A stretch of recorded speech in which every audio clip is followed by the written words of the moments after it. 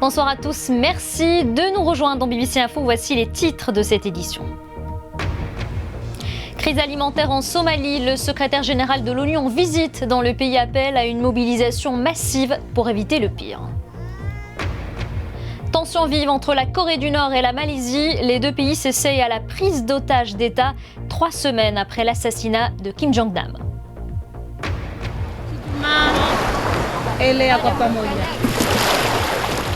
Et puis des cours de natation pour aider les jeunes Zanzibaris à vivre les pieds dans l'eau. Un reportage à suivre dans ce journal. Je vous lisais en titre, le secrétaire général de l'ONU appelle à une mobilisation massive pour éviter le pire en Somalie. Un appel lancé à son arrivée aujourd'hui dans le pays. Antonio Guterres s'est entretenu avec les nouvelles autorités sur la famine. Selon l'ONU, plus de 5 millions de Somaliens sont confrontés à une grave crise alimentaire. Le gouvernement a décrété fin février l'état de catastrophe nationale. Une situation qui affecte la moitié de la population somalienne. Anne-Marie Diaz-Borges. La sécheresse en Somalie continue de faire des victimes, surtout parmi les plus vulnérables. De plus en plus d'enfants de moins de 5 ans souffrent de malnutrition et tous n'ont malheureusement pas accès aux soins médicaux. Abdi Kafi a 5 mois mais ne pèse pas plus qu'un nouveau-né. Le centre médical lui donne dorénavant des rations de lait qui devraient lui permettre de rattraper son retard de croissance. Je viens du village et c'est la sécheresse qui m'a conduite ici. Je suis venue pour qu'on le soigne. Je suis sa grand-mère, pas sa mère. C'est le fils aîné de ma fille qui est morte. Ces enfants, trop affaiblis par la malnutrition aiguë, ne ressentent plus la faim ou sont trop frêles pour se nourrir. La situation a empiré ces 6 derniers mois et les Nations Unies estiment que plus de 5 millions de Somaliens ont besoin d'une aide alimentaire d'urgence, un défi monumental pour les nouvelles institutions. 110 personnes sont mortes à cause de la sécheresse en 48 heures, notamment dans les régions de Baï et de Bakoul. Plusieurs régions sont touchées par cette grave sécheresse et la moitié de la population est affectée. L'Organisation mondiale de la santé avertit que la Somalie risque de sombrer dans sa 3e famine en 25 ans. La dernière période de disette date de 2011. Le pays, déjà en proie à une crise sécuritaire, peine à avancer. Le gouvernement en appelle à présent à l'aide internationale car l'avenir s'annonce sinistre si rien n'est fait en urgence.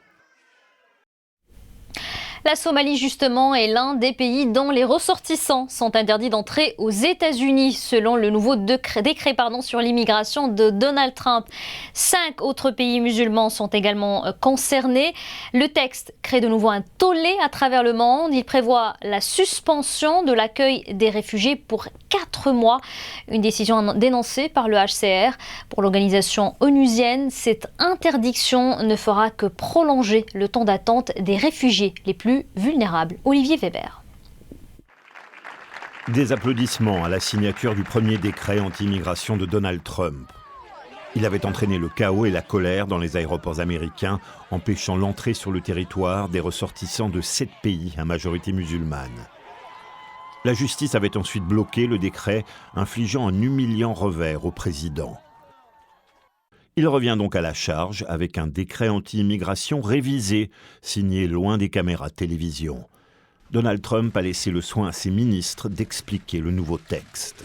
Le président a le devoir solennel de protéger le peuple américain. Avec ce décret, il exerce son autorité légitime d'assurer la sécurité de notre population.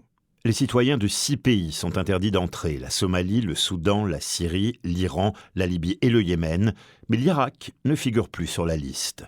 Les détenteurs de cartes vertes et ceux qui ont déjà un visa ne sont plus visés par cette mesure.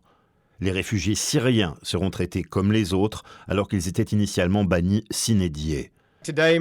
Selon le FBI, 300 personnes qui sont venues ici en tant que réfugiés et font aujourd'hui l'objet d'enquêtes pour des activités potentiellement liées au terrorisme.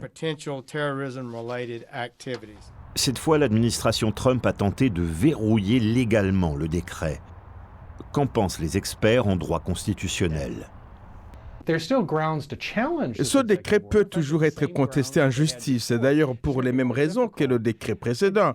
Ce sera juste plus difficile, mais des juges peuvent toujours décider de l'invalider.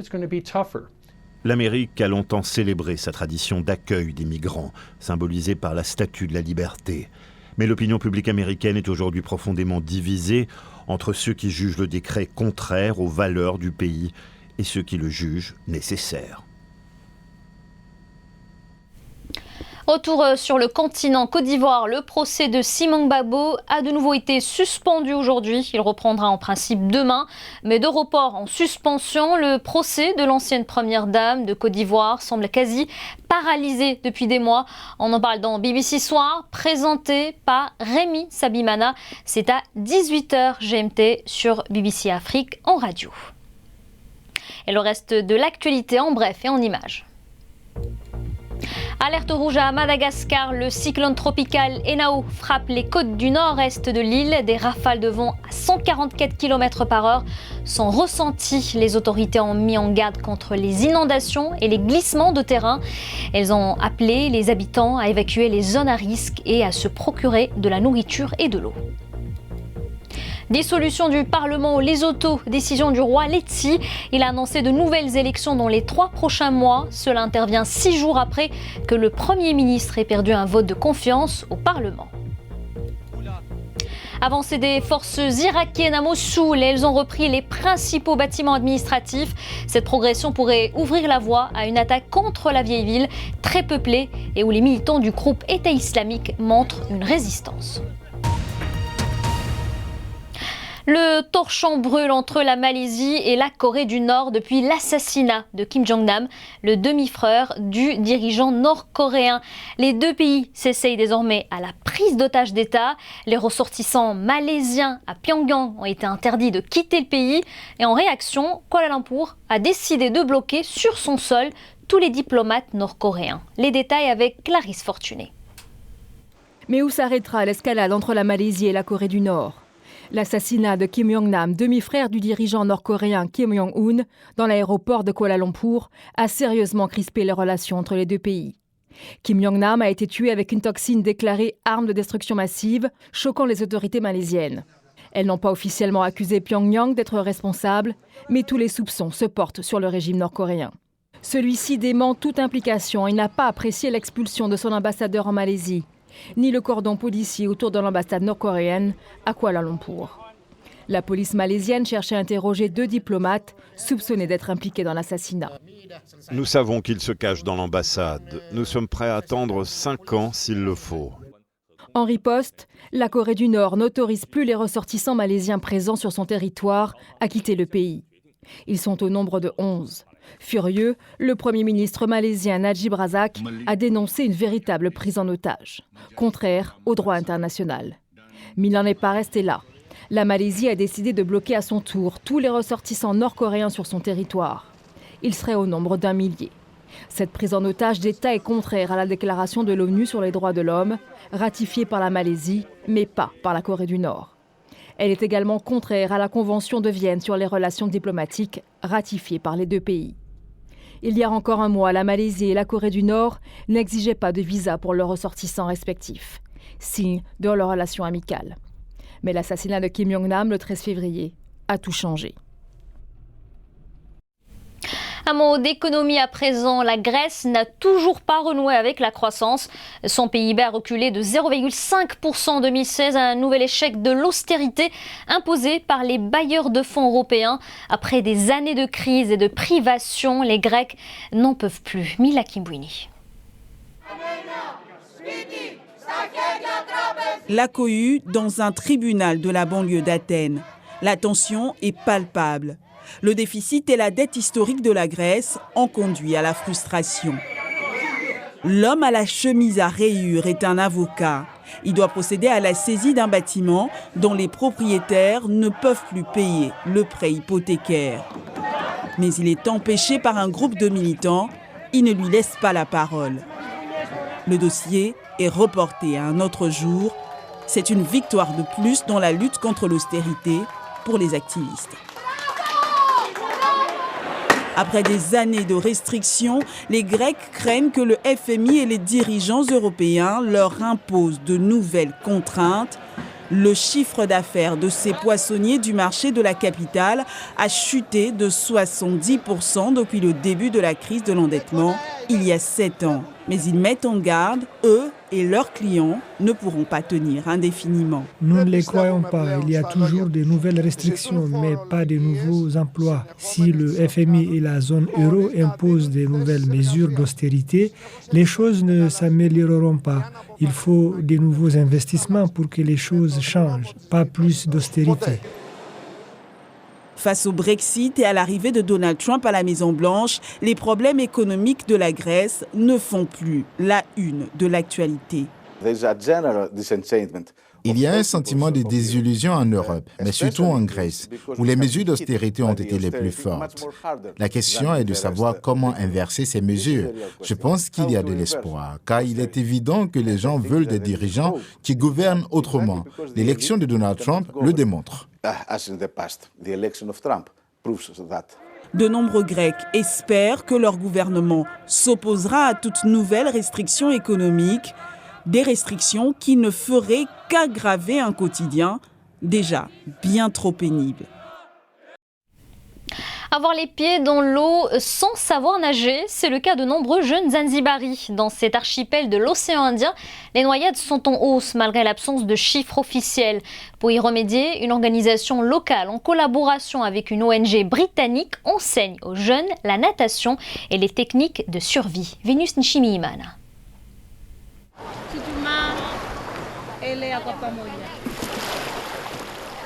Une compétence qui peut sauver des vies. Ces jeunes gens sont au bord de l'océan pour apprendre à nager. La noyade reste l'une des principales causes de décès dans l'archipel. Ce programme propose des cours de natation, mais pas seulement. En plus de leur apprendre à nager, nous leur enseignons les bases de la sécurité lorsqu'ils sont près de l'eau, pour eux, mais aussi pour toute la communauté.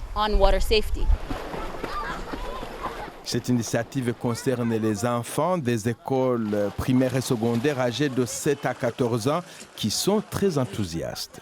Je veux être pêcheur quand je serai grand. Et ces leçons sont très utiles. Parce que si je suis en pleine mer et que mon bateau coule, je n'ai aucune chance si je ne sais même pas flotter. La formation dure 2 semaines à raison de 2 heures d'entraînement par jour. Les jeunes gens apprennent notamment des techniques de sauvetage. Dans quelques jours, la plupart d'entre eux obtiendront leur certificat, un pas de plus dans la prévention des accidents en milieu aquatique, encore trop fréquents dans l'archipel. On passe au sport du football. Arsenal a besoin d'un miracle ce soir en Ligue des Champions.